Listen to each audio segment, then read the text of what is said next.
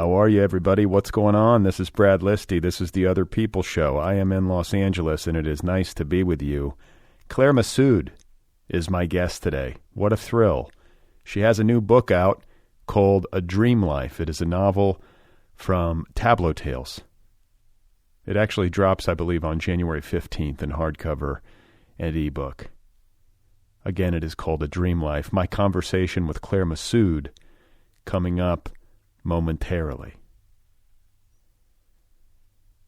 So here we are. We are in, mid-January, essentially. And it has been busy. It has been a busy start to the new year. I spent much of the past 2 weeks doing final corrections, final changes on my new novel. It's called Be Brief and Tell Them Everything. It's coming out in May. And I have to say, it was a bit of a nerve-wracking process. More so than I think I might have anticipated. And I think I talked about this last week, too, because I was immersed in it last week, thinking that it was going to be all done, and then the process got extended a bit into this week, and I just finished everything yesterday. I think I did. The book is now off to the printer, officially. And I don't know. You get down to the wire like this, where you have to sign off. And the pressure can ratchet up a little bit, the internal pressure. Because this is it. After this, it's over. You can't noodle with it anymore. And what made it stressful is that I kept finding things. Or I thought that I kept finding things. Things that needed fixing or things that I wanted to change. And then it became a game of starting to wonder if I was missing other things, because I was finding stuff that I couldn't believe I was finding. And then I was like, well, what else did I miss? I started to drive myself crazy. Because I have been living with this text for a long time. I've been living with this story for a number of years. It can seem disconcerting to get through all of these hoops and to do all of this work and then get down to what is essentially the end game, and you're still tweaking at the 11th hour.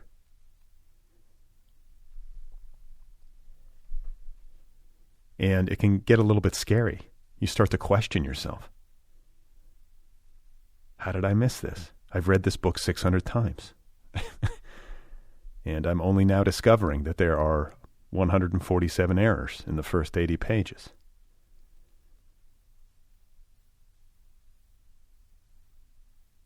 So, I'm being a little bit dramatic, but I think that part of it, and possibly the majority of it, is ordinary neuroses.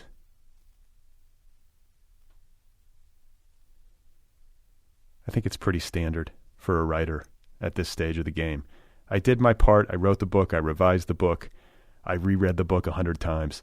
I made my corrections. I read it again. I made some more corrections. I read it again. I found some more stuff, and so on.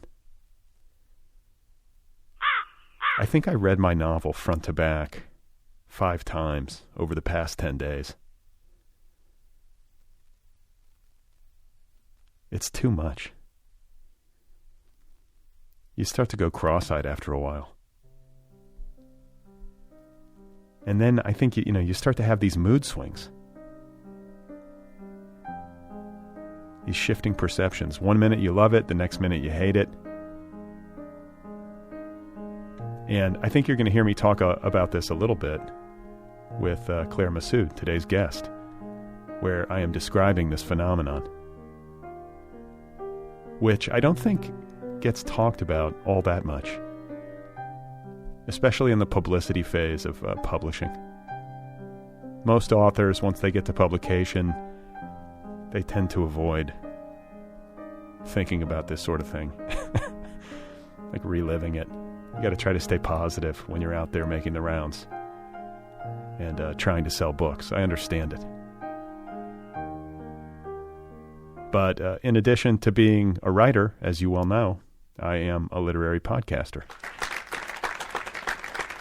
So it is my job, my solemn duty, to talk about this sort of thing.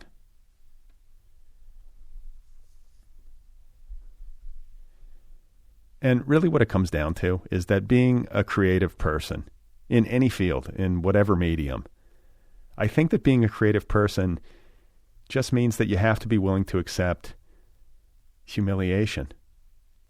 You have to be willing to deal with whatever embarrassments come along with it. And there will be embarrassments. There will be these like quiet moments of humiliation. It's embarrassing to put something out into the world. Or there's some element of that to it. Like I think about acting, for example.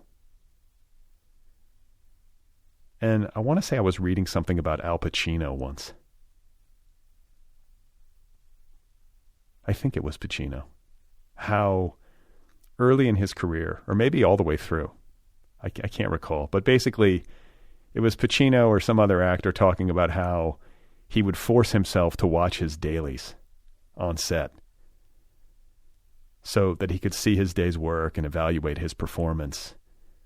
And he was talking about how excruciating it was to have to watch oneself act.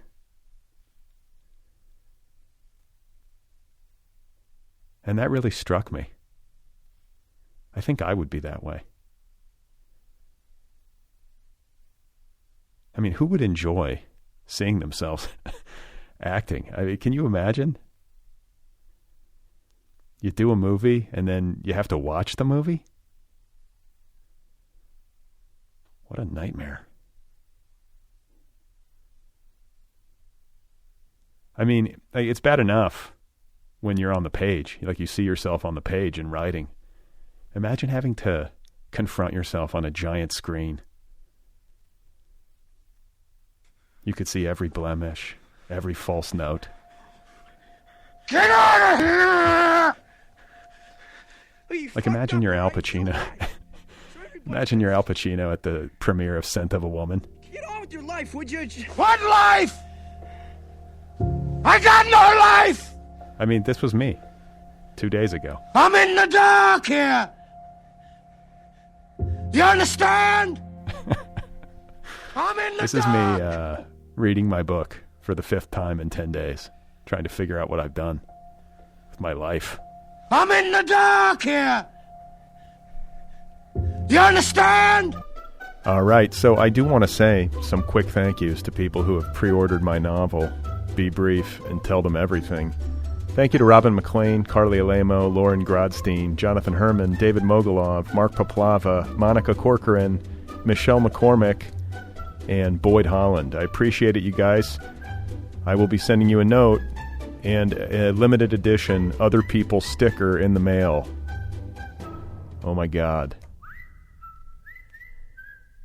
So if you're out there and you would like to pre-order my book, please note that I will send you a note in the mail.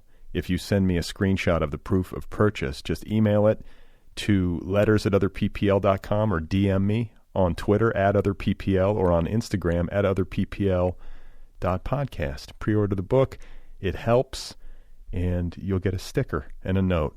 I might even draw you a picture. I don't know. Today's episode is brought to you by Amazon Crossing, publisher of the novel Blue by Emily Prophet, winner of the Grand Prix littéraire de l'Association des écrivains de langue française. How's that? Did I do okay? It won that award in 2009. Blue is poetic and gorgeous and occupies the liminal space between memory and life. Written by the award-winning poet Emily Prophet, Blue is Prophet's first novel translated into English. Traveling alone from Miami to Port-au-Prince, our narrator finds comfort at the airport. She feels free to ponder the silence that surrounds her homeland, her mother, her aunts, and her own inner thoughts. Between two places, she sees how living in poverty keeps women silent, forging their identities around practicality and resilience. From a distance, she is drawn inevitably homeward toward her family and the glittering blue Caribbean Sea. Blue by Emily Prophet, translated by Tina Cover, out now from Amazon Crossing. Amazon Crossing publishes award-winning and best-selling books from around the globe, making international literature accessible to many readers for the first time. For more information, visit apub.com. That's apub.com.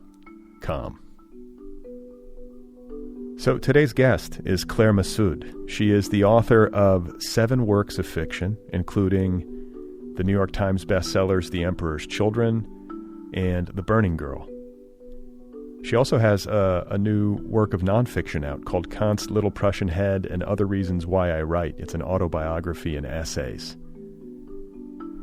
Claire Messud is a recipient of a Guggenheim and a Radcliffe Fellowship and the Strauss Living Award from the American Academy of Arts and Letters. One of our more decorated writers, more accomplished writers of literary fiction and nonfiction. Her new novel, A Dream Life, is now available from Tableau Tales. It was just such a delight to talk with Claire and to meet her and to hear about her work and about her approach to work and how she got to where she is. So without any further ado, this is my conversation with Claire Messud, and her new novel, one more time, is called A Dream Life. My mother was Canadian, Anglophone Canadian, and my father was French, Pied Noir, so French from Algeria, but colonial, not Algerian. And they met when they were studying, and they moved around. And my father was first studying in the United States, and then he went to work for a French company that posted him in different places, including the United States, but then Australia, and then Canada, and then back to the United States. And so we, when we were kids, we moved around a good bit, but we also had my grandparents in France and my grandmother in Canada. And so those were places that we came back to each year. We would go and visit. Australia was considered a hardship posting because it was so far away. So the company paid for us to visit, for the family to go back and visit relatives every year. So we got to go visit our families every year. But so when I was a kid, we were there from the time I was 4 till 9.5. And then we were in Canada, in Toronto, till I was 13. And then I went to boarding school, actually, because we were moving to the States, but my parents weren't sure they wouldn't have to move again. So is there a place that you call home? I mean, I guess nowadays it's the States and it's Cambridge, but if, as you were growing up, did you have a sense of national identity? Like, did one prevail over the next, or did you just feel that you were kind of a muddle? I think that somewhere in between, I guess. I was the only American in my family. I was born in the United States, but my sister was born in France, and I sponsored my parents for green cards when I turned 21. Up till then, they were on my dad's business visa. And my sister does not have American nationality, and she went to university in Canada, and then she lived in Russia. She worked in Russia, and now she lives in the UK. So there's that strangeness, right, that we're family, but we are not nationally synchronous or whatever. And it's been quite inconvenient because I have French nationality through my father. My husband's British. And of course, until Brexit, it was all great. It was all essentially one place. But now with Brexit, it's not so simple anymore. So I think chiefly what I felt over time was being inadequately everything. So not French enough, not Canadian enough, and sometimes not American enough. Yeah. And this notion that moving around and families fragmenting, people living all over the place, including all over the world, is a relatively new phenomenon, is something that I've thought about myself recently, especially now that I have kids and I'm imagining them getting older, and the idea of them going far away is not pleasant. And I think back, this didn't used to happen until the forces of capitalism really often cause people to go out in search of money or better opportunity. And I'm in a family where my sisters live in the Midwest. I live on the West Coast. We're all over the place, and I don't get to see them as much. And I don't like that. I wish, I think hopefully maybe things are reverting. I don't know. But I definitely have noted that to myself, that, boy, it sure would be nice if I could keep my kids close to me. I don't want to have to only see them once or twice a year. And I'm even imagined like following them wherever they go if they do decide to leave me, So I don't know. It just doesn't seem healthy is what I think. It's not good for families to be far apart, unless of course it's like super toxic in a, not a healthy family. But if in a healthy family, it's not good for everybody to be so far apart. We should be closer. It would be much more fun. Totally. I mean, I think there's so many broader sort of societal moments behind these phenomena. So like a European family, my father's family, historically going far back, everybody lived in the same village and just stayed there for centuries, right? And I think there's a very sort of a North American idea of individualism and self-realization and success being, following your star and fulfilling your dreams that encourages people to, get on a plane and go somewhere. And that's part of an American dream, but it's also part of a 20th century dream of progress. And it has profound consequences that are quite complicated and isolating. And it's really challenging. And I think in the same way that we had some idea, I think for a long time, sort of post-World War II, second half of the 20th century, this idea that we will just put all the dark stuff from the past behind us and we will move forward into a bright future without, in which we leave those things behind. So we leave behind the legacy of anti-Semitism, we'll leave behind racism, we'll leave all that behind. And then, you get to the beginning of the 21st century and people look around and say, well, actually, that's not working out so well. We haven't really been able to leave that stuff behind. It's all still with us. We're just pretending it's not. So we actually have to address it and confront it and go through it rather than, and I think that's sort of the same. I feel the same way about almost these familial questions, right? I remember when I was in college or around that age, and I said to my French grandfather, nothing is more important than my friends. And he said, nonsense. Nothing is more important than your family. And I was like, nonsense. That's old hat. You old school person. You don't know what the world is like today. What matters is, and of course, I adore my friends, and I think I have friends who I think of as family. But the idea, it's a very contemporary, and my grandfather would still insist, were he alive, misguided notion to think that your friends will replace your family. I mean, again, as you said, in toxic instances where there are toxic families, people make their own families and they make an alternative family. But in some general way, the people who will put up with you no matter what, there aren't that many of them. Right, right. There aren't many of them. So. And was this the French grandfather who would correct your letters when you sent them to him in red ink to correct your French? Totally. Yes. Same, as strongly opinionated, patriarchal, old school kind of guy, And where in France? So he and my grandmother were both actually they were born in Algeria, right? They were from colonial families. My grandmother's family was chiefly Italian. Her last name was Italian and Spanish. His family was French and Maltese, but they were in Algeria. And then he joined the Navy, and he was so they moved around a lot, but they ended up living in Toulon, which is in the south of France, which is, along with Brest in the north, they're the two big naval ports. So that's where they were in the south of France.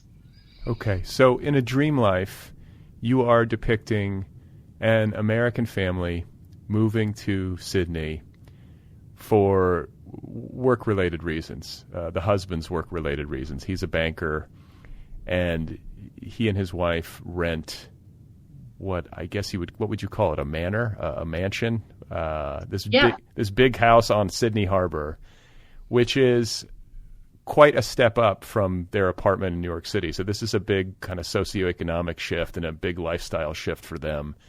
And the portrait that you're painting here is centered on the mother, Alice, and her adjustment in particular, and her inner life in particular, as she adjusts to this completely new country, this completely new experience, this completely new set of social obligations, which for me, as kind of an not a shut-in. I mean, I have a very active life with my family, but like all these parties, I was just like, oh my God, the dinner parties and the hosting and all this kind of stuff. Like, she's dealing with all that. And I was reading a review of the book, and it was characterized as an evisceration of privilege.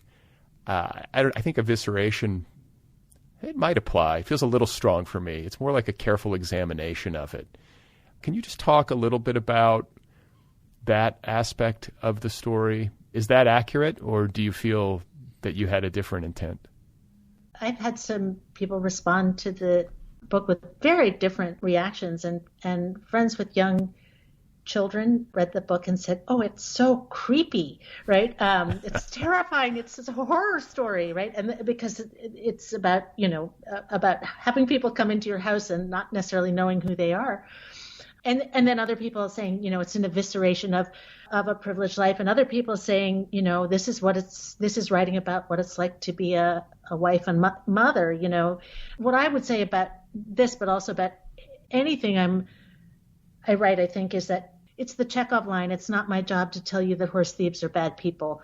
It's my job to tell you what this horse thief is like. So I'm trying to capture something that seems to me to reflect human experience, or something that I believe to be sort of humanly true. And then how people experience it, it's a Rashomon thing. Like, you can have 5 people experience the same thing, and each of them will have a different story, or a different version of it. So it's not an evisceration of privilege, but I wouldn't say that I set out with that as my primary intent. I mean, my primary intent is to be honest, my primary intent was to try to put myself in my mother's shoes, right? That we moved to Australia when my sister and I were really small, and it had real logic for my dad. He knew what he was doing and why he was going there, which to a place that at the time was wicked far away, and it was hard to make phone calls. You had to wait sometimes for half an hour for the operator to call you back, and then the phone call would last like 5 minutes, and it was really crackly, and basically you're saying, how are you? We're okay, how are you? And then, so it really felt far away in a different way than now. It's still far away, but it felt even further. And I think my mom was like, geez, how did this happen? Like, this is not my beautiful life, and that was a fairly common condition of being a wife, that was the lot of a lot of women, your husband gets a job and you go. I mean, I used to think this, my late parents-in-law, my father-in-law became a minister in his late 50s or early 60s. And suddenly my mother-in-law had to be the vicar's wife, right? Like, she hadn't signed up for that. She had to host people for tea. She had to go to all the coffee mornings. She had to da-da-da-da. Like, she suddenly had a job she hadn't signed up for. And I think, women historically, that happened a lot. And in the context of this novel, the characters, yes, very privileged. And I wanted to write about the strangeness of being thrown into that level of privilege and the very weirdness of it, right? I mean, any sort of domestic employment is very strange because it's business, but it's also intimate. Right. It's also totally personal. And I mean, in the case of this novel, they're having people come and live in, and I mean, it's pretty intense, and there are numerous people, and I wanted to, that's what the novel is in significant part about, is this, here's this woman who lands in this strange place, and essentially her community is people who are paid to be there, which is weird. But I think even if you have when you hire a babysitter, or you hire somebody to, help clean up your backyard or whatever it is, that's a very particular and kind of potentially uneasy relationship that is on the borderline between personal and professional. Well, especially childcare, I find. Like, you're having somebody look out for your children, and you're just meeting them. Like, oftentimes these things happened under harried circumstances, at least in my life, where you're like, you need somebody quickly, and then suddenly somebody's sitting in your living room, and you're just having to make a decision. And it's like, oh, these are just only the 2 most precious people to me in the whole world. Right. Please right. take good care. And and then there's the whole thing of like, how much do you supervise that in the beginning? Because you don't, it's this sort of dance of, you don't want to seem as though you don't trust somebody. Right. Because that doesn't set a good precedent for the relationship if you're like hovering in some creepy way, but you also don't really want to kind of go away for 8 hours on day one, right? Like, all that how old stuff. are your kids? 11 and 6. Right. 11. So you're still kind of in that. Yeah. So I want to talk a bit more about your mother, because hearing you say that this was an exploration of what it must have been like for her, that resonates. And it resonates in particular thinking about something that I read, which moved me a lot, about your mom and how she had wanted to attend law school, but made sacrifices because she was a mother and had to take care of you and your siblings, or siblings. Was it one sibling? But it was something that she said toward the end of her life, where she said, there's so much of life to get through after you realize that none of your dreams will come true. Is that something she said? Yes. God, that line just crushes me. And yet, I understand it completely. That is the nature of life, or usually is the nature of life.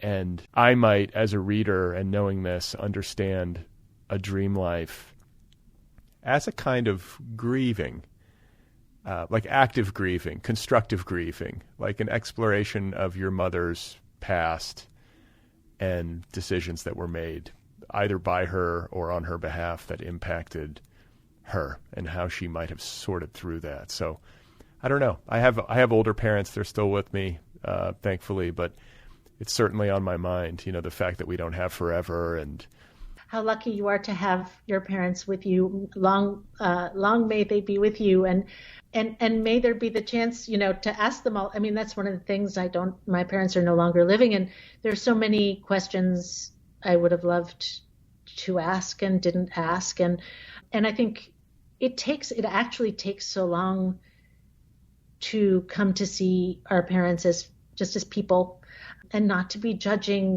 well, she was no good at this and he failed at that, and they, their relationship damaged me in this way. Or, I feel like, okay, all right, it's true. But we're all just people. We're all doing our best. We're faced with these circumstances.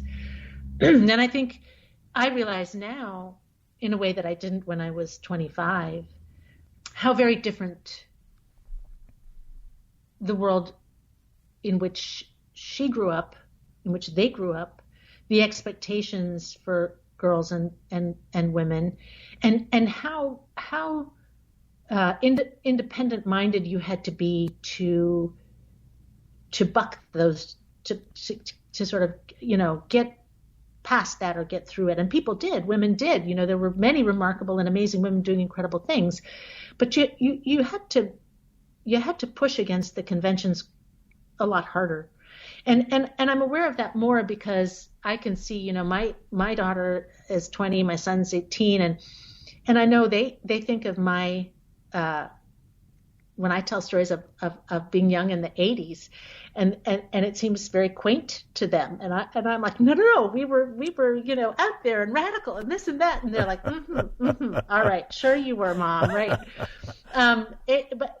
But we were aware we had to push to change things, and yet weren't aware of how much they'd already changed, if you see what I mean, right? Like, I remember hearing Samantha Power, and she was talking about being the secretary to the UN, right? The U.S. secretary to the UN, and or whatever the position is called, and about the number of women who were at the UN representing countries to the UN, and how tiny that had been in, say, 1980, and comparatively far more in 2010. But she said, we're working at a rate where we won't be at parity before sort of 2090, right? We won't be at gender equality at the UN until 2090. And that's when you realized that I guess the arc of history is long, as we know.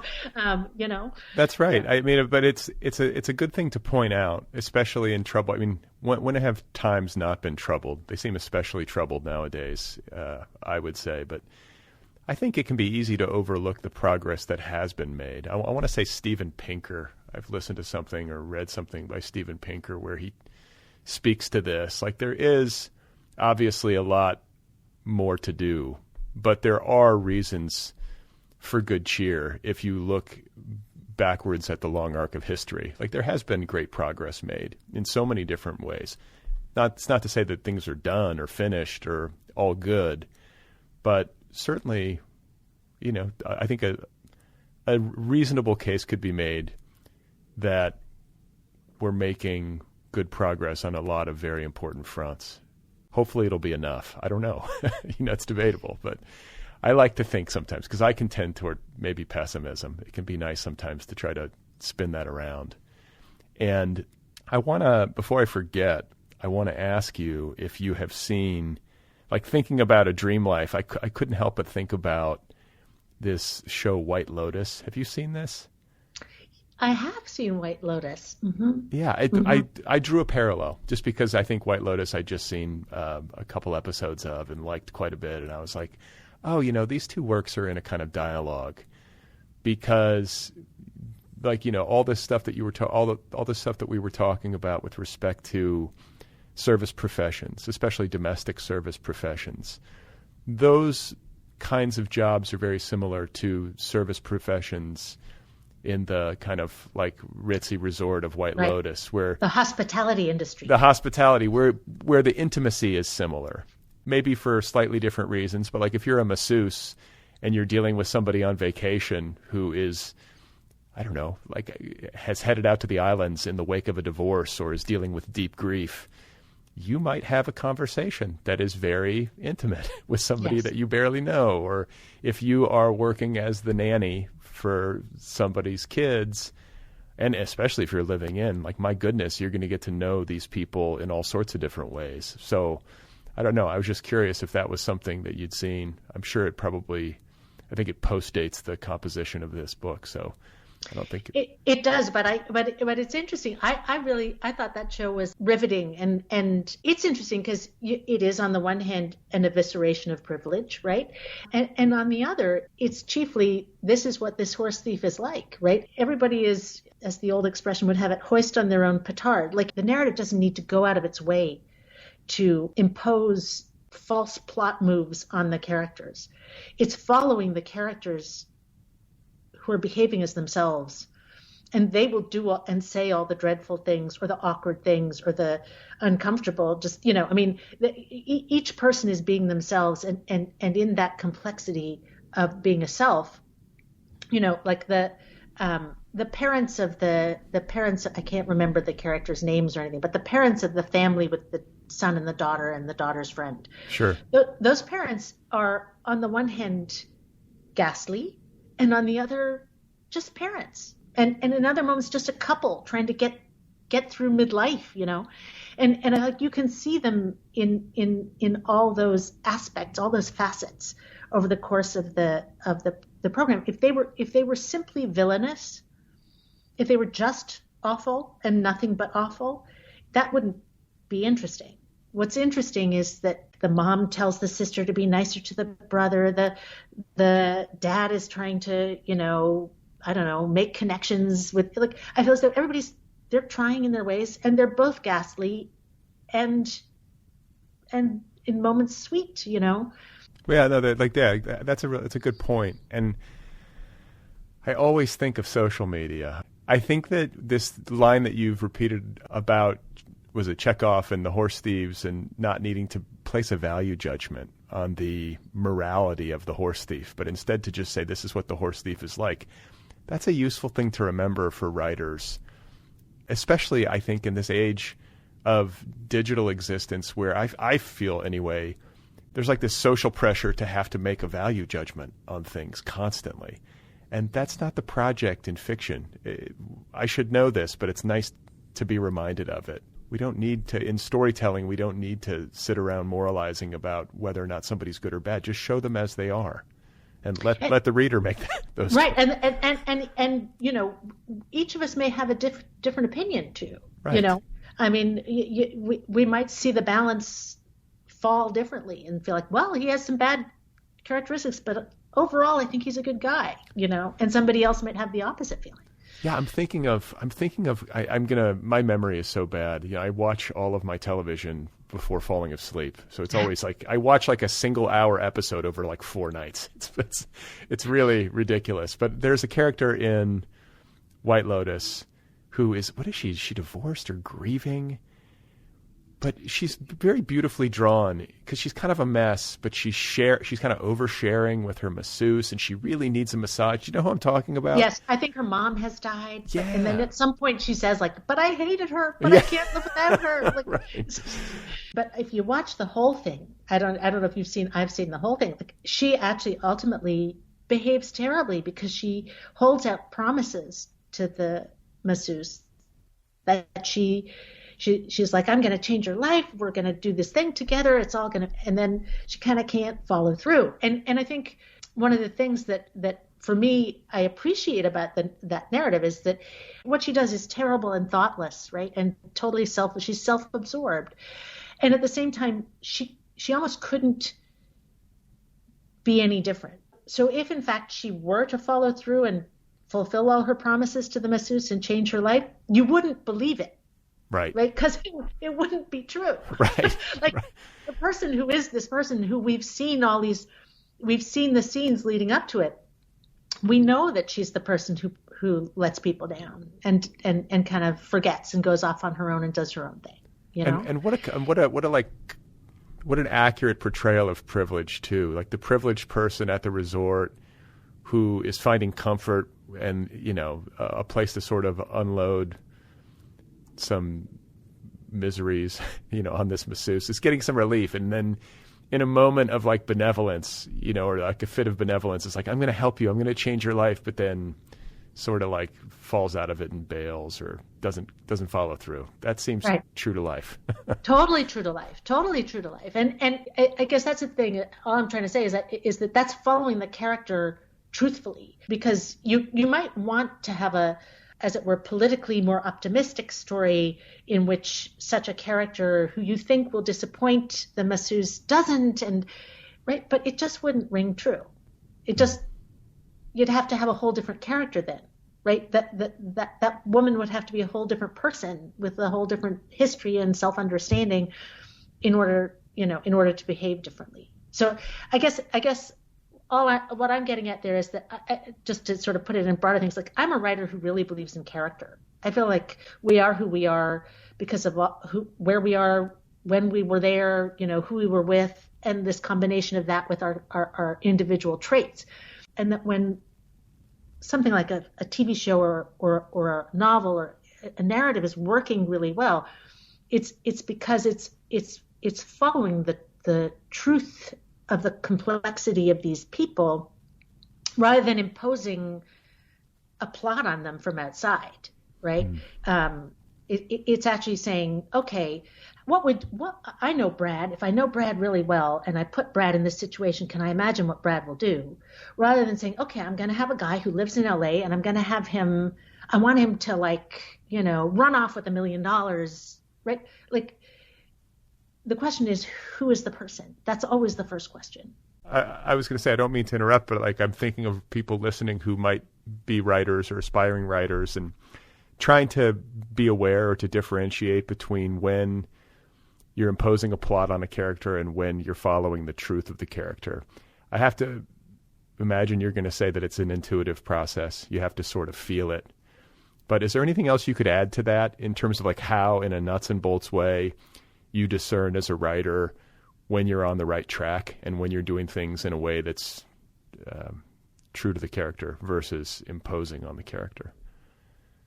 Sometimes when I'm with my students, who are just beginning fiction writing, and I have them do exercises like character portraits or dialogues or whatever, based on somebody they know really well or people they know really well, and they're almost always really good, right? Like, oh, if you know the character, you know what they're going to say, and it's going to ring true.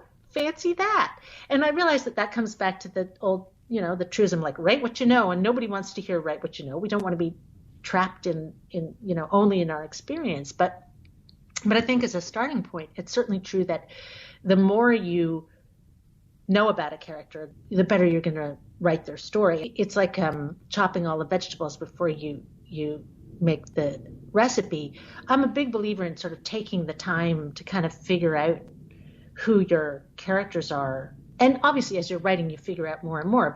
But if you start knowing nothing, I think that can be a little scary. And you can't always tell whether you're on the right track or not if you haven't thought about it a little bit before you embark. Do you write bios? Do you do that kind of work when you're building a character, or is it less formal than that? It's less formal than that, but I certainly, in my head, I do. And I feel as though there's because there's a sort of like a piece of music almost. It's about the interactions of people. So you have to have some sense of what that chemical reaction will be. It's like, if you don't know what the chemicals are, how will you know what the chemical reaction is going to be? So I think you have to have some sense of that. And that's like putting two musical, having a line of music with two musical instruments. You have to know how they sound together. So I want to ask you about your tendency. I mean, I'm going to read something to you that has been written about you and your work, and how you have a quote, preoccupation with precisely the stories that tend to be most invisible, those of unorthodox women and their relationships with one another, speaking of chemical reactions, as daughters, sisters, best friends. Does that seem like an accurate statement? I mean, I certainly have written more about women characters than about men characters, though I've written, it's not as though there are no men anywhere.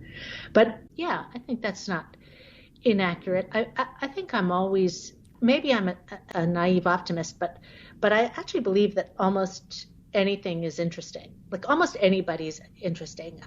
I'm just so curious, right? Isn't the world so endlessly, that's the terrible thing about life being short. Like there's just so much that we could find out if we're given the world enough in time. So I feel as though that there are stories that we automatically assume are interesting, and I feel like those stories will get told anyway, often. And then there are stories that people aren't paying attention to, and yeah, I guess I'm interested in those. Okay, so a question, and forgive me because I know it must be strange to like read people's assessments of your body of work. I gotta imagine that's like, oh, do I even agree with that? Is that what I did? But I'm wondering if you, at the start of your career or as your career has evolved, have developed any kind of sense of mission or any kind of unified theory of your own work. Is that the way your brain thinks about such things? Like, is women's interiority or the kinds of hidden stories or inner lives of women that we don't often see in popular narratives, like, is this something that you've internalized as your project, or is that way off base? Well, for a long time when I was younger, I would have said, oh, I write about displacement, right? That was my first books, I would say, like the displacement. And so I think I have written a lot about women. The preponderance of my characters are women. But I think for myself, would say more broadly, I'm interested in a character, a set of characters in a situation. I'm interested in, I feel it's like being a safecracker or something. You're kind of listening. You're just putting your ear against the world and kind of listening, and that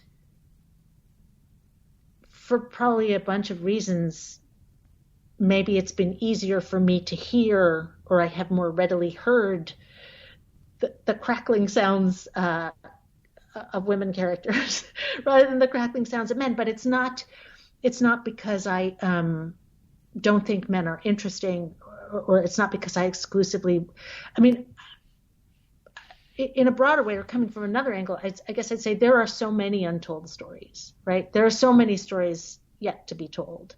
And would that one had the gifts to tell them all, but luckily there's an ever growing and ever more diverse chorus of different voices telling different stories, and then you tell the ones you can, So I want to ask a bit of a selfish question, because I'm in the process of publishing a book, or about to publish a book. Congratulations. Yes, Thank you. And I'm like going through this sort of pre-publication psychological experience of alternately liking the book and not liking the book, or questioning myself, like, what did I do? Like, is this typical? Have you ever been through something like this? Like, I'm always curious to know how writers relate to their own work, and I sometimes feel like maybe there are people who are like really well adjusted who are just like, I love it. I love my books. I love my babies, you know. And then there are people whose temperament is more like mine, where I'm like, sometimes I like it. Other times I'm like, what did I truly like baffled as to the fact that it even exists. Like, how did it happen? So what is your experience with this as somebody who has built a body of work?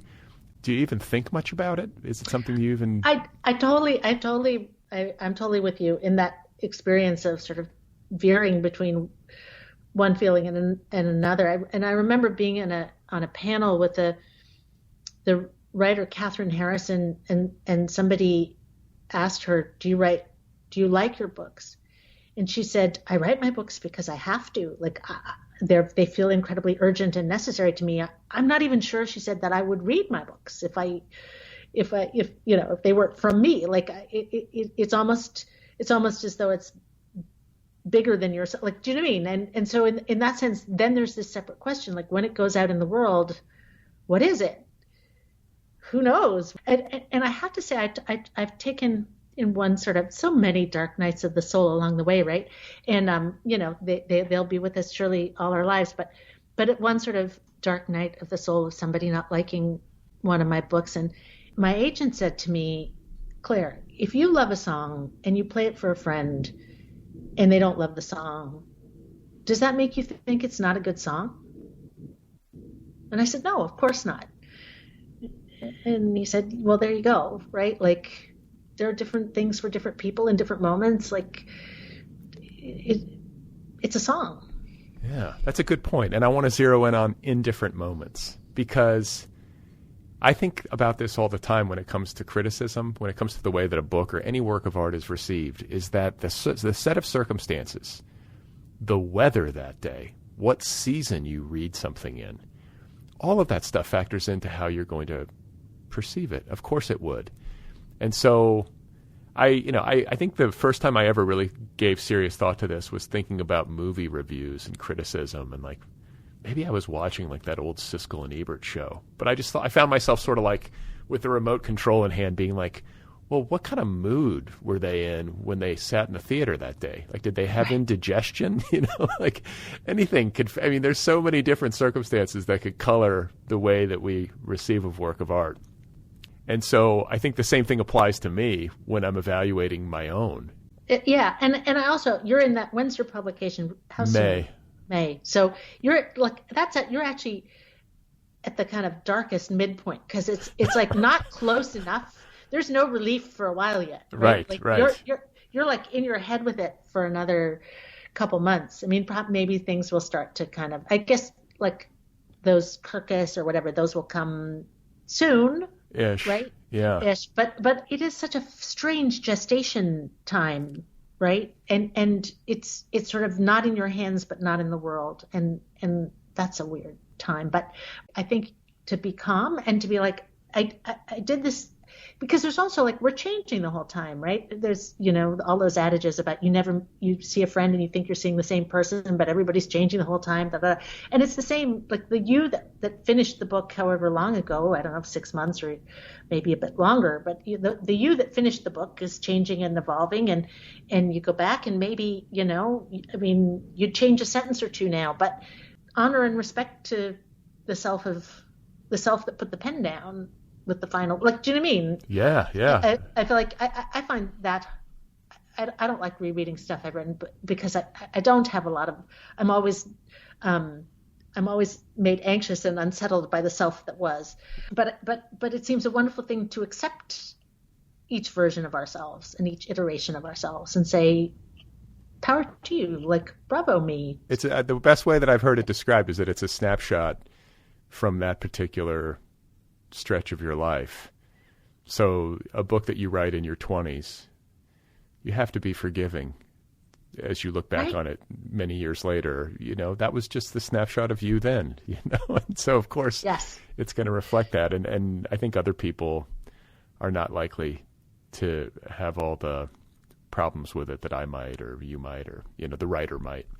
Of course they won't. I can't wait to read it. It's really exciting. I can't wait. Well, we'll see, I want to read back something that you said that also resonated with me as I was prepping for this.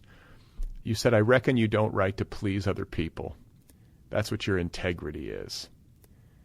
And I think I've heard similar statements or read similar statements, and I like to think I believe this, but it helped me to be reminded of it.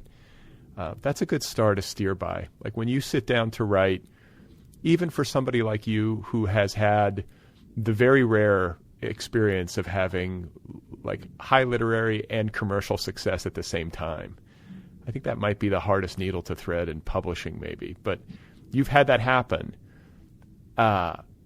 You did not sit down to write with commercial success in mind, correct? Correct. And I'm trying to think if it's Cyril Connolly, the British critic, maybe said something like, if you write to please others, no one will be pleased. And if you write to please yourself, at least one person is pleased. There you go.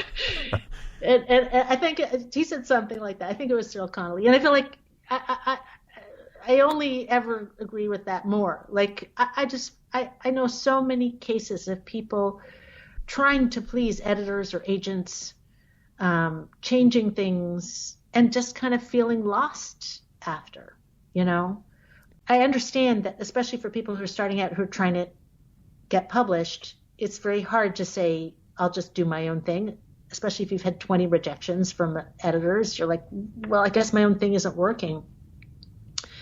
But there are wonderful editors and wonderful publishers, and I'm incredibly fortunate. I have I'm very blessed in my amazing editor and editor here, and editors in some other countries too. And so I don't mean to diss the publishing industry, but I feel as though the considerations that they have are often really different. And the considerations that they have to do with what's fashionable right now, what they think will sell, which they only really know from what has sold before. But what's fashionable today won't be fashionable in 2 years, right? So by the time you finish the book, it won't be fashionable if what you're trying to be like. I just feel as though it seems an endless morass. It seems like quicksand to try to respond to the outside world. And back to that thing of a song, like if you sing the song that feels true to you, you got to hope out there's somebody who, as it were, recognizes the melody. Like you got to hope. You can't know. Yeah. And I think, there's like a balance, because if you sing the song that excites you, that you yourself like genuinely like and enjoy, then I think that's probably a good indicator. Sort of like if you're writing something and you find yourself laughing, then probably there's going to be some readers who laugh too. I think that sometimes I have gone too far into my own thing and can lose sight of the fact that there is hopefully going to be a reader at the other end of the line. You do have to have some of that too. You are trying to communicate with somebody. So I don't know. I've made that mistake where I feel like, well, this is just too interior, and I'm not actually honoring the fact that somebody's got to read this and reckon with it, and so it's that balancing act. And maybe that's been harder for me than it is for some. Like I feel like I have some writer friends who are just have an excellent and kind of unerring sense of audience, and not just as writers on the page either, but like also like on social media or even in conversation. Just like they have that great instinct. And then for others of us, I think maybe it's something that you have to work at a little bit more and try to hone.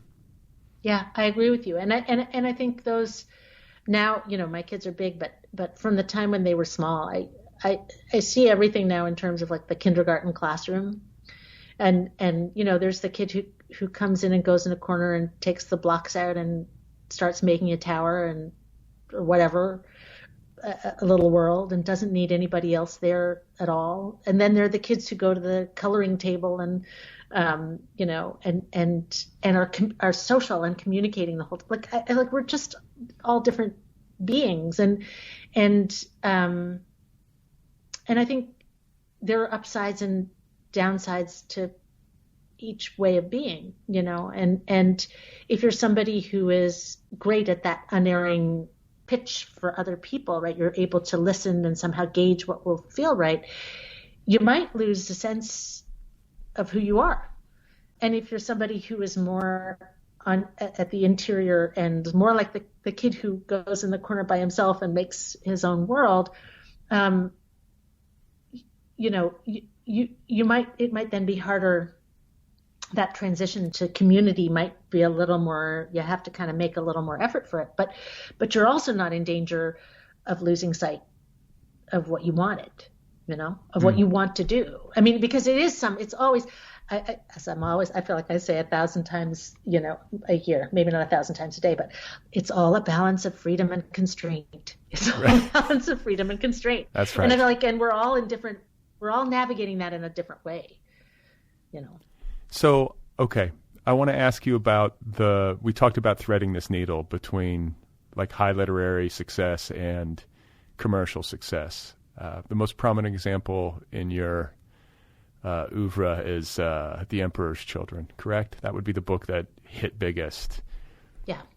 With the benefit of hindsight, do you have a sense as to why, and like when you were composing it, like when the idea was kind of congealing for you and you were getting into the book in the drafting phase, did you have a sense that this was happening or possible? Do you know what I'm saying? Was there anything different?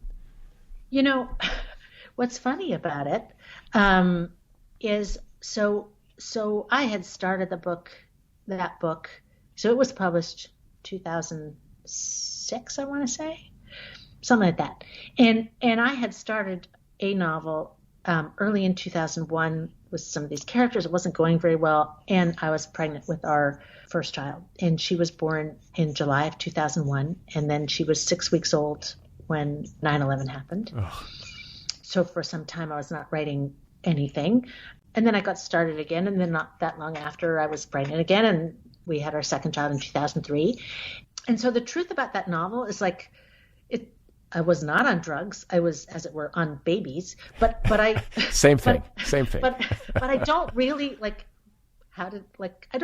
I couldn't tell you when I wrote it, how I wrote it, in what sort. Like at the end, I had a fellowship, and that gave me an office and a stipend that we spent on babysitting. And so, like the last sort of push for that, thank God for Radcliffe. That was the Radcliffe Fellowship.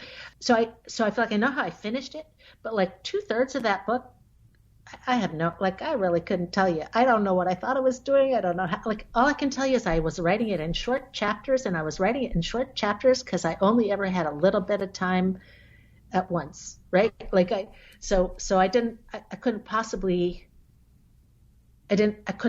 write like a 30-page chapter. That was unthinkable. So I feel the circumstances dictated the form a little bit. And then afterwards, I think, thinking about it, I would say it was set in New York City. People like New York City. It was set among it had sort of a group of young protagonists, and they had glamorous ambitions. And I think all those things are more appealing than, say, my novel about a single elementary school teacher and her thwarted ambitions to be an artist, I feel like.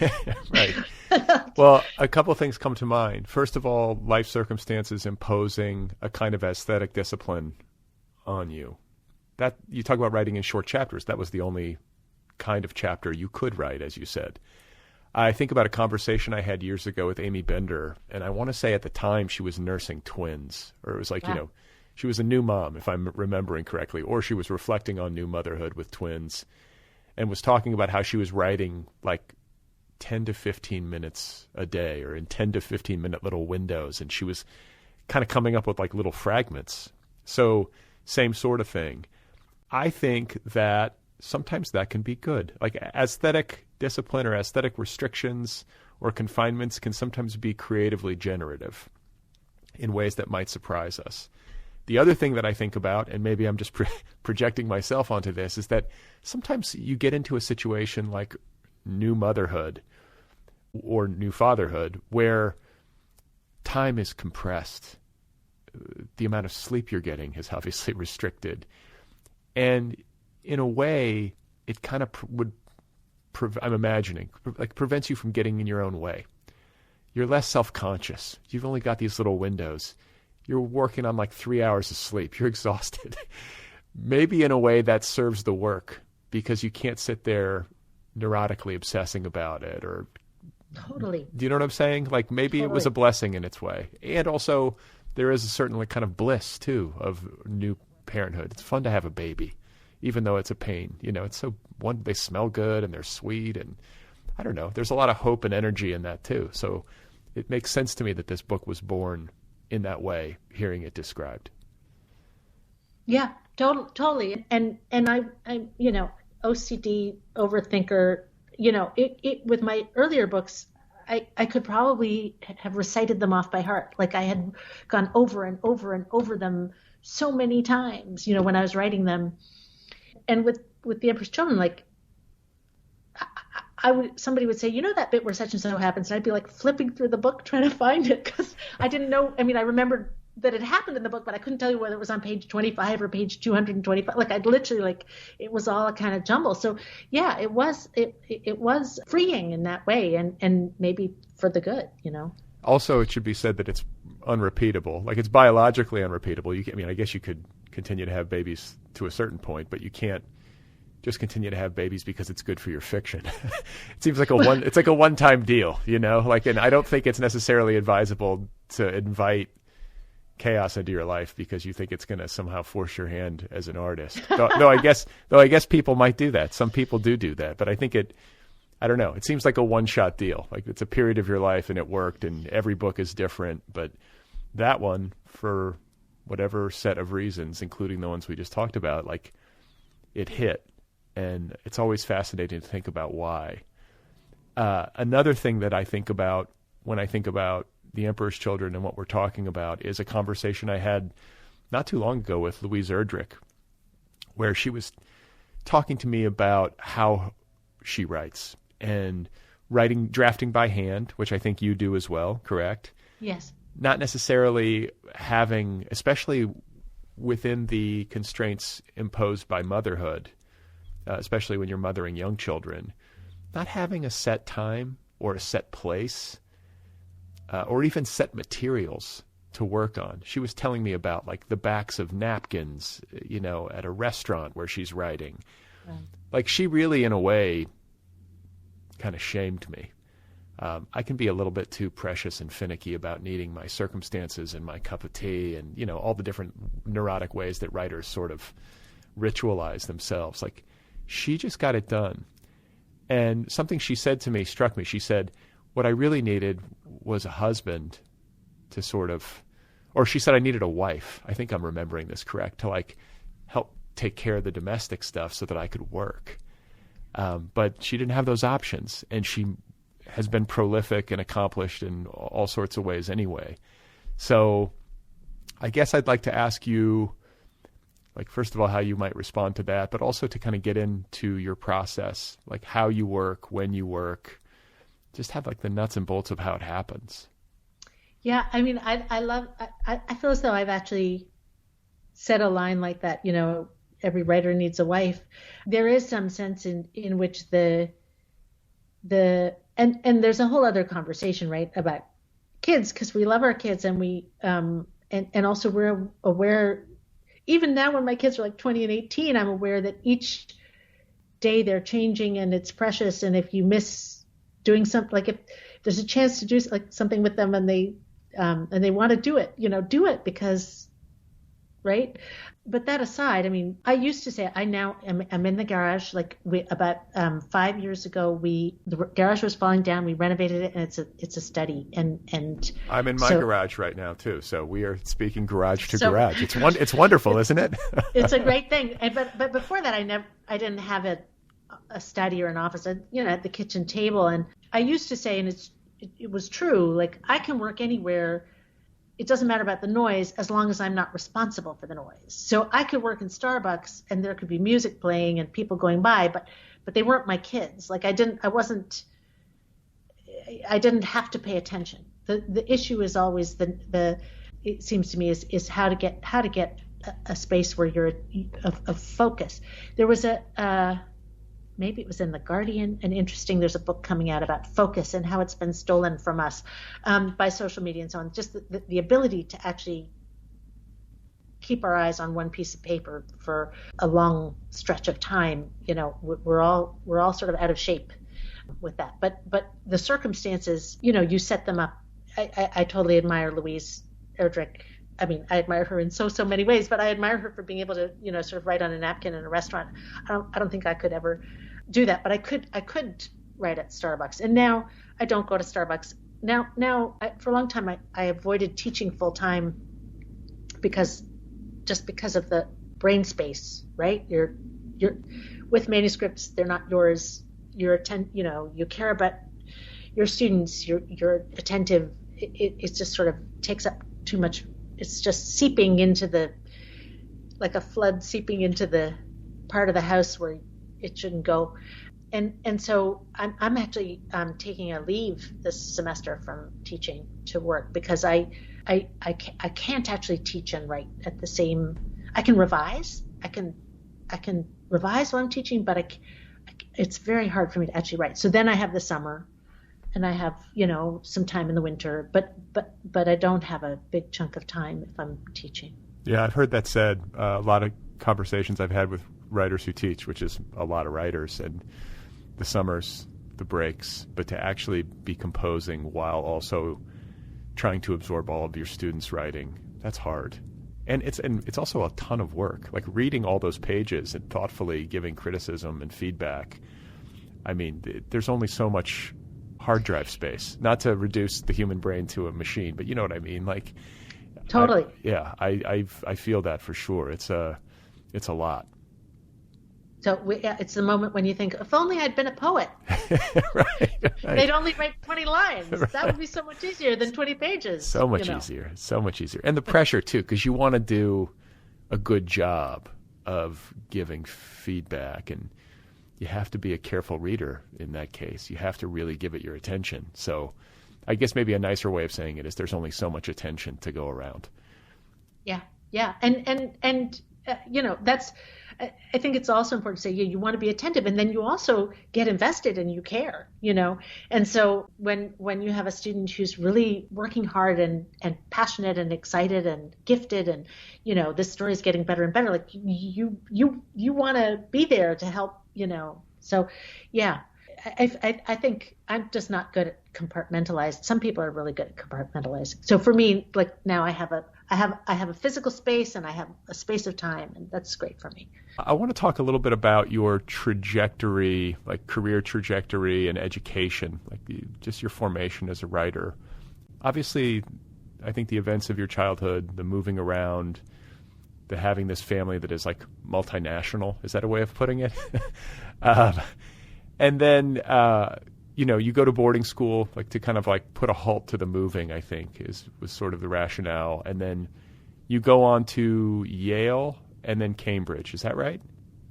Yes. And then you come back after those experiences to get your MFA at Syracuse. Yes. Which at the time, I would imagine it's not this way anymore, but at the time was very much in thrall to like Raymond Carver minimalism. And yes. Here you were. So can you characterize yourself in that context and talk about how you interacted with it? So it was a 2-year program, and I stayed a year, and I took a leave, and then I didn't go back. So I didn't ever finish my MFA. I was already in love with the British guy who I'm now married to. Who is we should say James Wood, the esteemed literary critic for The New Yorker, correct? He does write literary criticism for The New Yorker. He does, yes, James. And he was in London, and I was in Syracuse, and so I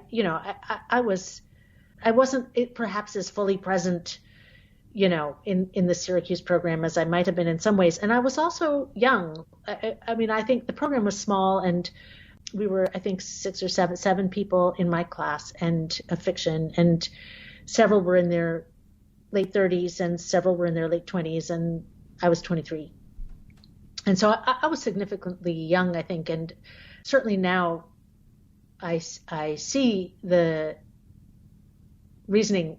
You know, I often am counseling young writers. I'm like, take some time between college and your MFA. Like, don't go straight on. You know, just go live a little, because I think I was in that space where I needed to live. I'd been in school uninterruptedly since sort of the age of 2. You know, and I kind of needed to be living.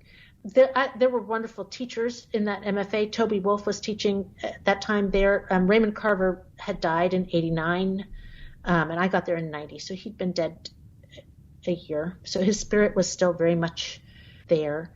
And there were really wonderful things about the program. And I think some combination of where I wasn't, you know, it's what we were saying about you follow the character and you'll get the plot. Like, where I was as a character, the combination of being sort of young and in love with somebody far away, and also I think, you know, I was saying this to my daughter who's 20, and I said, so much of my youth seems murky. Like, and it's not just that my memory's not good, it's that actually stuff seemed really murky then. Like, I didn't really understand why I did things or why other people did things, or, you know, you'd find like, oh, that friend, we stopped talking, I don't really know why, we didn't really have a falling out, it just kind of happened. Like, I don't know, I feel as though there was a lot of weird murky stuff, and maybe young people today are not murky in the same way, but I feel like I feel as though I was not somehow clear in my intentions or my goals about going to Syracuse, except that I thought,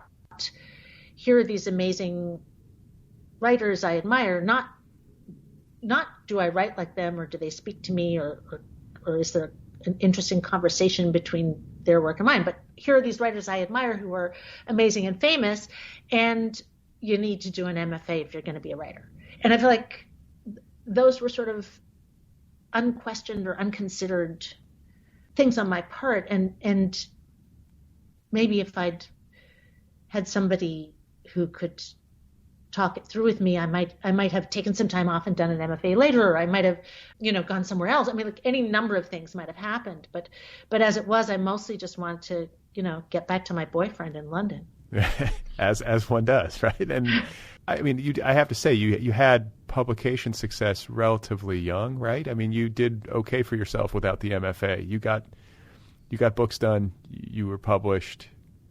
I mean, I was published in the UK first because I was living there, and my first novel was published in London by Granta Books, which, you know, was at the time was the sort of publishing offshoot of the magazine, Granta magazine, and then we moved to the States, and in fact, you know, it was an almost miraculous thing for me because nobody wanted to publish my novel here.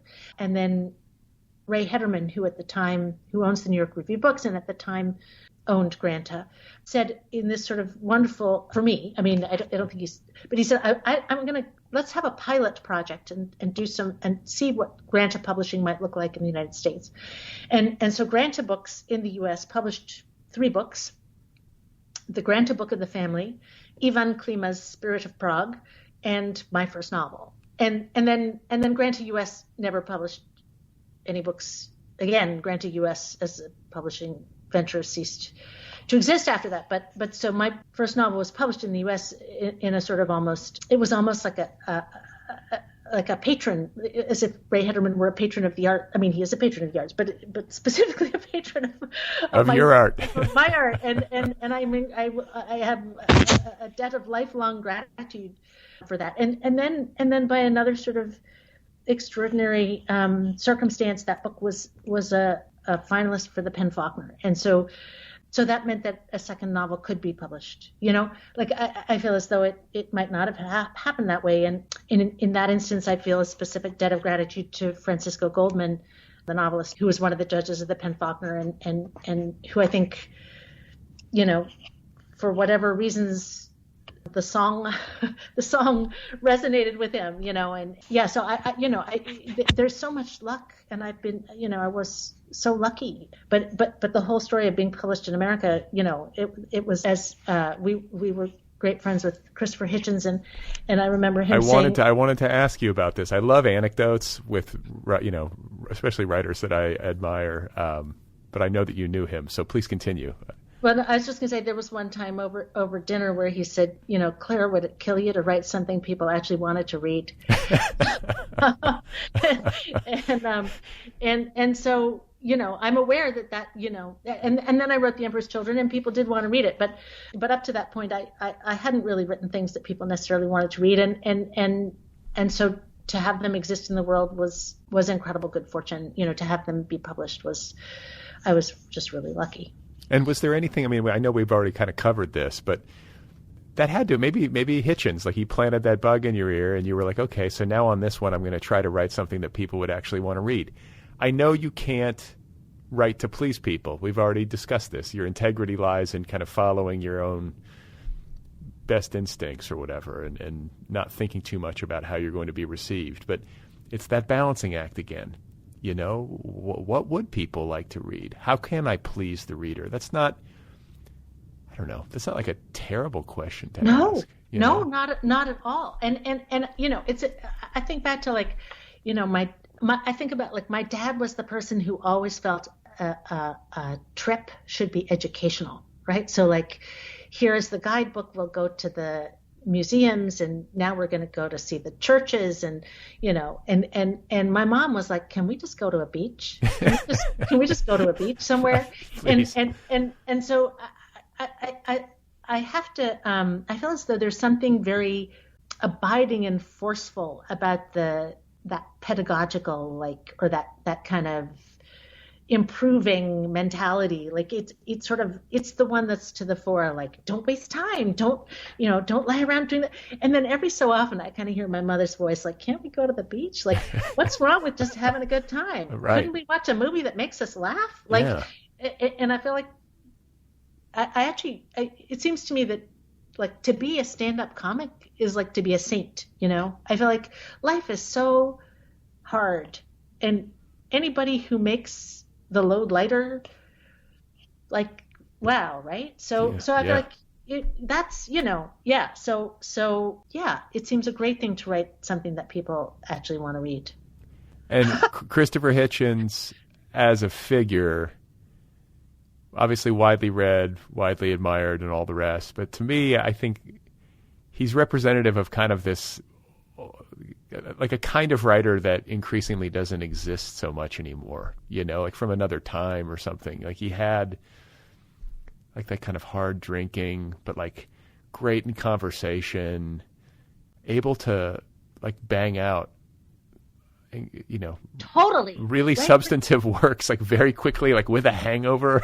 But not even just can I just say, because I was at his house, he would have 8 people for dinner, 10 people for dinner, smoking, drinking, and then at 1 a.m. he would say, you guys keep going, I've got to go write a piece. And he would just go in his study and write his piece, and the dinner party would go on, right? So it wasn't even a hangover. He was, he was drunk. He was drunk. It's very, and it's an interesting question. When you went to his house, he'd say, if you don't have a drink, it's your own fucking fault. So, the idea, you were supposed to fill your own glass, but he did fill people's glasses. And maybe he actually filled his glass less than, there were times in the later years when he'd obviously had a fair amount, but maybe earlier on he was more continent than one assumed. I don't know, but he managed to write the pieces. Yeah. Unbelievable. And just kind of cool to, I don't think I've ever talked to anybody who knew him. Maybe I have and I didn't know it, but it's sort of it's like a boozier version of the Louise Erdrich writing on restaurant napkins. He was writing, right, in the aftermath of a dinner party, which I can't even imagine. I guess maybe the training as a journalist, I think sometimes that can be a lucky thing for writers because you learn to write on deadline and to just get things done. So I'm imagining that was probably what he was writing. But I feel like genius is energy, right? Like it's it's a life force thing. And I think he was just incredibly greedy for life. He just wanted more of everything. And I feel like that was not totally unproblematic, whatever but he was avid. And so it was almost as though the reason he would do both those things in one night is that he wasn't willing to sacrifice one for the other. And I think he said towards the end, maybe in the introduction to his final collection of essays, that a quotation about burning the candle at both ends, but it has such a beautiful light or something. When you do, it has such a beautiful light. Like was the very specific acknowledgement of this avidity, which I hugely respect. I feel like, yes, more life is more life. We have eternity for sleeping, as Omar Khayyam said. Yeah. I mean, I could use a little bit more of that. Like sometimes I can be like, I'm tired. I'm just going to go to bed. But Me too. He didn't. He just went and like experienced it all. And also, I should say, some of this is biological. Like he had the energy. I know you can summon it to a certain degree, but he was wired for it, clearly. Yeah. And others of us might not be to that extent. I think it's rare to actually have that kind of like vitality and avidity. I want to ask you about your marriage insofar as it pertains to creativity. And I'm sure you've been asked about this before, but it's something I'd like for my audience to hear you talk about, because it's fascinating to imagine being a writer of fiction and nonfiction and being married to a very good literary critic. How does that work? And like, is there, I mean, he's got to be a reader of yours, correct? Or no? Yeah. I remember reading in Joyce Carol Oates's memoir about the death of her husband that he never read her fiction. And that was so interesting. I mean, they never read each other's fiction. I guess that was really interesting to me. Yeah. James, we read each other's fiction. He writes fiction also. I read his criticism. I read some reviews. He reads some of them. But, I mean, I always jokingly say, I mean, it's been asked many times. One of the jokes I make is that it's easy for me and hard for him because I give him my work and I want him to love it and to be the literary critic. And he has to square that circle, right? Well, it's not for me to figure that out. He has to figure out how to, but he is also honest, and he has, we know each other well enough that he knows when to be sort of generally vague and encouraging, like just keep going, or when it's time to say, well, okay, let's talk about what I really thought. What I would say is that mostly, a lot of our lives are about like, did you pick up the oat milk? Did you take the dogs out? But I think in everybody's relation, like life partners, romantic relationships, whatever, you share more or less. So like if I were married to a particle physicist, there would be so much I couldn't understand. Right? Like there'd just be a whole lot of stuff we couldn't talk about. In fact, if I were married to a hedge fund manager, like there'd be so much I couldn't talk, or an oceanographer, or an engineer, like I feel as though if I were married to a school teacher, we could talk about a lot. Like if I were married to a librarian, we could talk about, but like in a lot of instances, there's just not much overlap between the personal and professional, right? People have sometimes pretty separate lives, and for some people that's great. But it's almost like we're members of a book cult, right? Like, or like we're in a church. We're in a church of books. Do you know what I mean? Like, sure. Like we really share a love of words and sentences and narrative. I mean, poetry too. But we just and so there's just a lot to talk about, and that's pretty fun. Yeah. I mean, I gotta believe. There's a symbiosis. You're making each other's work stronger. Of course you are. Who knows? Or who knows? Maybe not. Maybe the opposite. Maybe the opposite. But what I would say is I feel like we have these, we disagree, we disagree about some writer or some novel, and we have some chat about it, and I feel like some people have to wait for once a month book group for that. Like you've got it all the time. Like, I can have it whenever. It's nice. Yeah, that's great. Speaking of books that we love, I read that you love, or at least at one point were like really admiring of Sabbath Theater, the Philip Roth novel, and also the work of Thomas Bernhard. Yes. I love like both of those books. Sabbath Theater really worked on me. That's a wild book. Totally. I read it not too long ago too, so it was like I saw that, I was like, oh yeah, like that's a book I'd like to talk about with somebody, because it's just such a like anarchic almost. Like it just goes there, and it's such a strange and unexpected book in so many great ways. That character is just over the top and very, very, very unique. I've never read anything like that before. And then so much energy. Right? Yeah. So much energy. And what's fascinating about it is that, of course, after this is my nature, I do this show. I read the book and then I want to read about the writing of the book. And I want to say it was Roth's favorite book of his. Like, he liked that one the best. And I think part of the reason, at least, that he liked it the best was that he had the most electric time writing it. Yeah. I think I feel as though it's also so, I mean, it is fairly over the top in certain, right? But it's also humanly true. And there's that, is it Edna St. Vincent Millay? No, who is it who is the Pope? Rage against the dying of the light. Is it Dylan Thomas? Who is that? Anyway, that might be Dylan. I think that's Dylan Thomas, but I could be wrong. Anyways, but I feel like, but that's Mickey Sabbath is like, he's going out guns blazing, as it were. Like, he's an aging guy, and he does not want to be an aging guy. He wants to be the guy.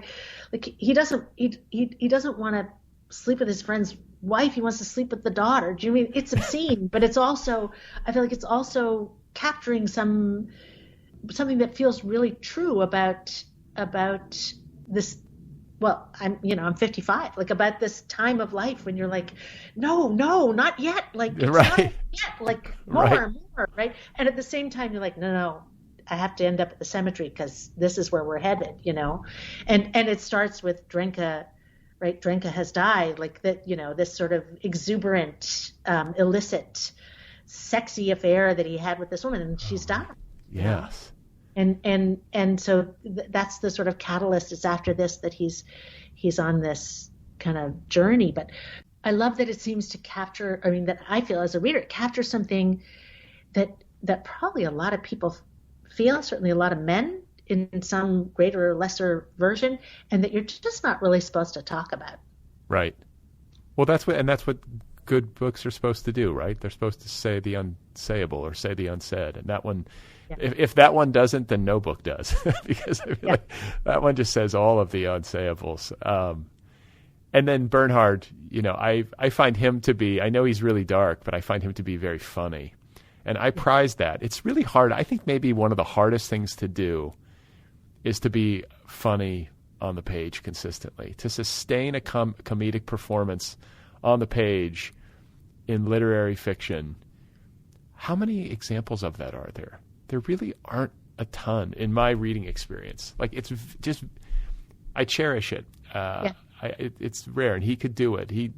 There's also something just very bracing and clear and kind of unsettlingly true about his work, Yes.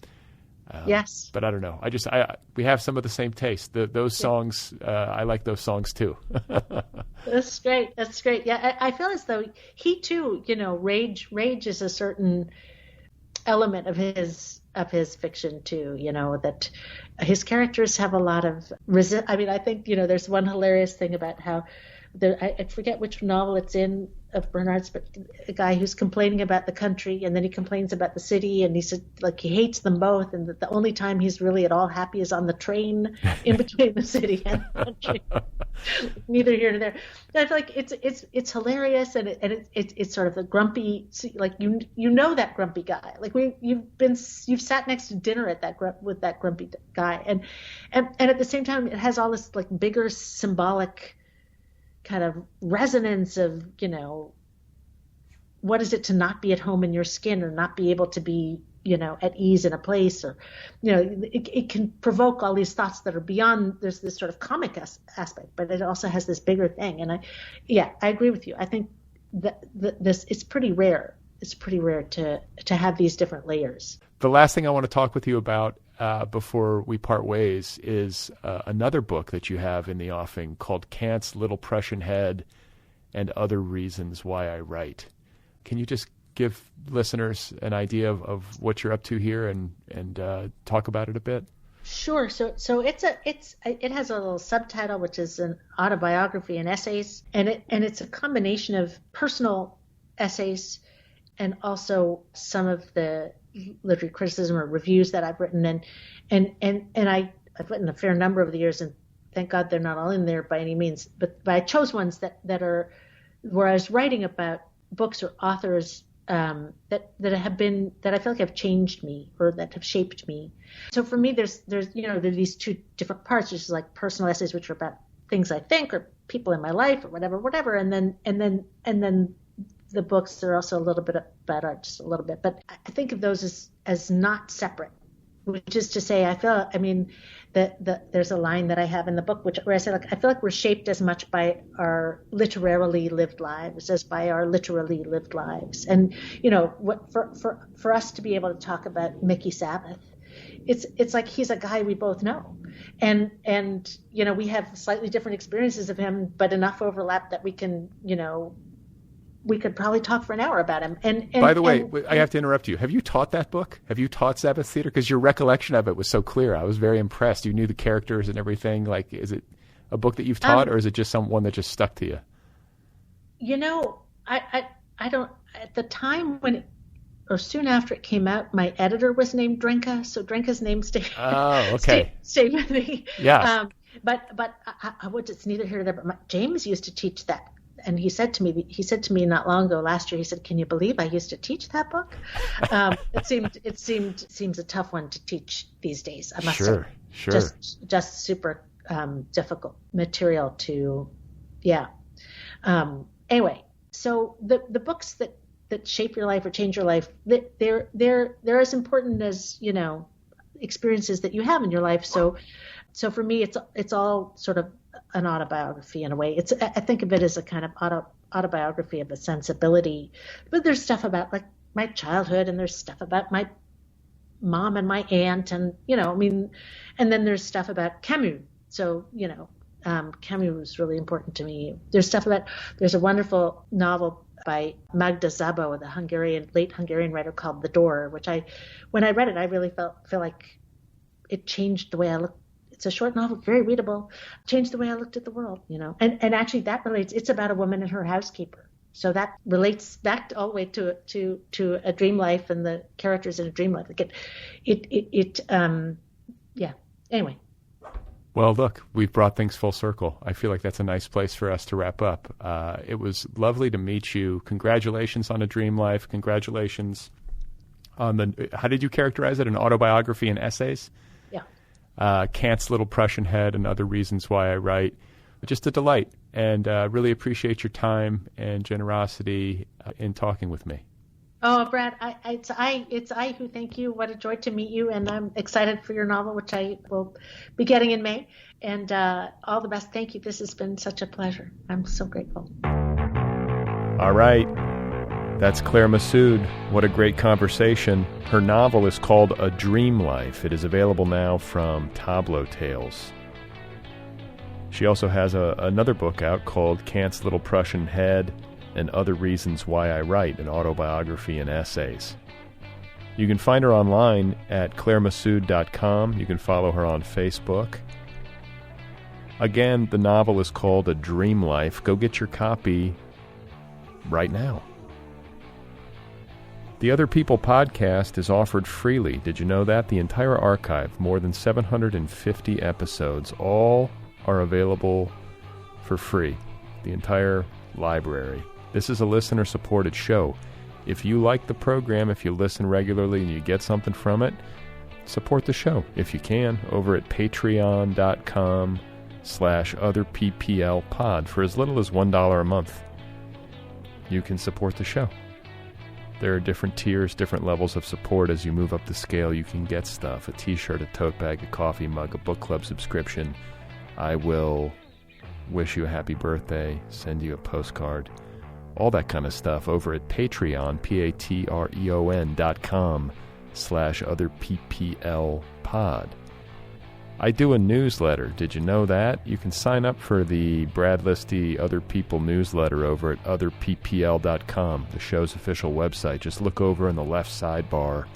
You can sign up. I send a newsletter once a week, usually, but never more than that, or very rarely more than that. So sign up for the newsletter. Also, please subscribe to the Other People YouTube channel. The entire archive of this podcast is on YouTube. Did you know that? Go search for it by name, Otherppl with Brad Listi, and then hit the subscribe button. It's free and it helps. Another great way to help the show is to rate it and review it over at Apple Podcasts or Stitcher or Spotify. If you can rate and review the show wherever you listen, that helps algorithmically. It helps other listeners find the show, essentially. What else? Oh, yeah, pre-order my book. Let me know about it. I'll send you something in the mail.